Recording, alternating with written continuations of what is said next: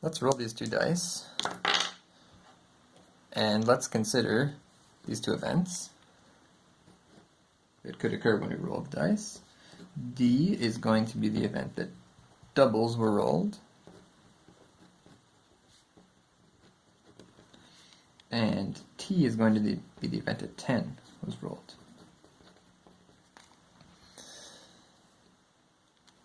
So I'm going to take, to help me remind me how I can calculate these probabilities I'm about to calculate. Remember, I have this nice sample space for rolling two dice that has 36 equally likely outcomes in it, and they're all the ordered pairs of whole numbers, starting from 1, 1, 1, 2, 1, 3, 1, 4, 1, 5, 1, 6, then 2, 1, 2, 2, 2, 3, 2, 4, 2, 5, 2, so on. There are 36 in here. And each of these is equally likely, so this makes it easy to calculate a lot of probabilities with dice. For example, let's calculate the probability of rolling doubles. Well, there are 36 possible outcomes, and how many of those in here are doubles? Well, just thinking about the dice, it's pretty easy to see that 1, 1 is one way to roll doubles. You could also roll 2, 2, you could also roll 3, 3, and so on. So 1, 1, 2, 2, 3, 3, 4, 4, 5, 5, 6, 6. So there are going to be six of these 36 equally likely outcomes have the same number repeated twice. So the probability of rolling doubles is 6 out of 36, or 1 in 6. However, what's the probability of rolling doubles assuming this other event, T, occurred? So assuming you rolled a 10. Well, if you rolled a 10, that eliminates all of the possibilities in the sample space except for 3. There are 3 possibilities. 5, 5, 4, 6, and 6, 4. So there are only 3 possibilities now where you roll a 10, and one of them, 5, 5, is an outcome where you roll doubles. So the probability of rolling doubles, assuming the outcome was 10, is 1 in 3.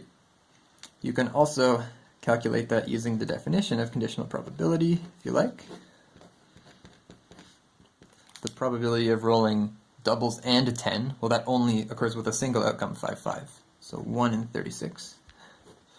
The probability of rolling 10, well, that's these 3 possibilities, 4, 6, 5, 5, and 6, 4, 3 out of 36, and yeah, that's 1 in 3. That's the same thing. So, what I want to observe here is that we calculated the probability of rolling doubles and found it's 1 in 6. We calculated the probability of rolling doubles assuming a 10 was rolled, and it's 1 in 3.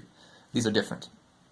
So what that means is having this information that a 10 was rolled changes the probability of rolling doubles. It used to be 1 in 6, but knowing that a 10 was rolled increased to 1 in 3. When you have a pair of events, and assuming one occurs changes the probability that the other occurred, those events are called not independent, or dependent, as some people say. And if this number doesn't change, the events are called independent. So these events are not independent. So for an example of events that are independent, how about this? How about we have S1 be the event, the first die lands on 6, and S2 be the second die lands on 6. So somehow I have to identify these dice, so this is not really a good example here. Imagine that one of these dice is blue and one is red, for example. And I roll the blue one first. So I roll this blue one. Oh, okay, I got 6. And then I roll the other one. Well, knowing the result on this die doesn't change the probability that this die will land on 6. And let's just see that we come to the same conclusion. What's the probability, just by looking at the sample space, what's the probability the first die rolls 6? Well, I got to go through all these 36 outcomes and pick out all the ones that have a 6 in the first spot. So that's they're all in here. 6, 1, 6, 2, 6, 3, 6, 4, 6, 5, 6, 6. There's 6 of them. So 1 and 6. What's the probability that the first die has a 6 appear on it, given that the second die has a 6 appear on it? Alright, well then what I've got to do is remove from my sample space all the outcomes where this event doesn't occur. So this event S2, if we were to write it out, it's going to have all the outcomes where the second die has a 6 on it. So it's going to have 1, 6, 2, 6, 3, 6, 4, 6, 5, 6, and 6, 6. There you go.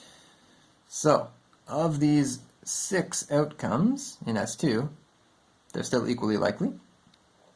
How many have the first die landing on 6? Well, 1 of them. So 1 and 6.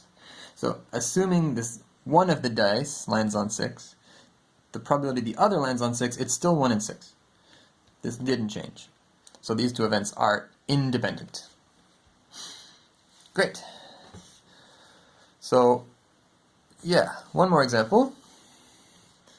People tend to get confused on this topic because they think that events are independent when there's sort of no causal relationship between them, and they're not independent when there is some sort of causal relationship between them. One somehow influences the other. But that's not true. The definition is the events are independent when assuming one occurs doesn't change the probability of the other. If assuming one occurs does change the probability of the other, then they're not independent. That change might occur for a variety of reasons. There might be no causal connection there. It might just occur in sort of a chance way. I'll give you an example here. Suppose that I have 3 people. Here they are. And let's space them out a bit more. Let's call them Alice and Bob and Charles. And let's suppose that we look at their shoe size. So maybe Alice and Bob both have shoe size 7, Charles has shoe size 9. And let's look at their favorite color. So Alice's favorite color is blue, let's say. Bob's is red, and Charles, his favorite color is green. So now consider the events S, which is shoe size 7, and G,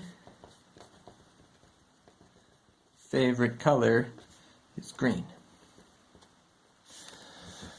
Now let's suppose we pick one of these people at random. So there's a 1/3 chance of getting each of them. And let's compute the probability of that the person we end up choosing, that their favorite color is green. Well, if we choose randomly one of these 3 people, the probability we get Charles is 1 in 3. He's the only one whose favorite color is green, so the probability of choosing someone whose favorite color is green is 1 in 3. What's the probability of choosing someone whose favorite color is green, given the person you picked has shoe size 7? Well, if the person you picked has shoe size 7, it's got to be Alice or Bob. And neither of them have green as their favorite color, so the probability is 0. If you pick someone with shoe size 7, the probability the favorite color is green is 0. So knowing that the person you picked has shoe size 7 changes the probability the favorite color is green. It makes it 0. But obviously, whether your shoe size is 7 has no causal relationship with what your favorite color is.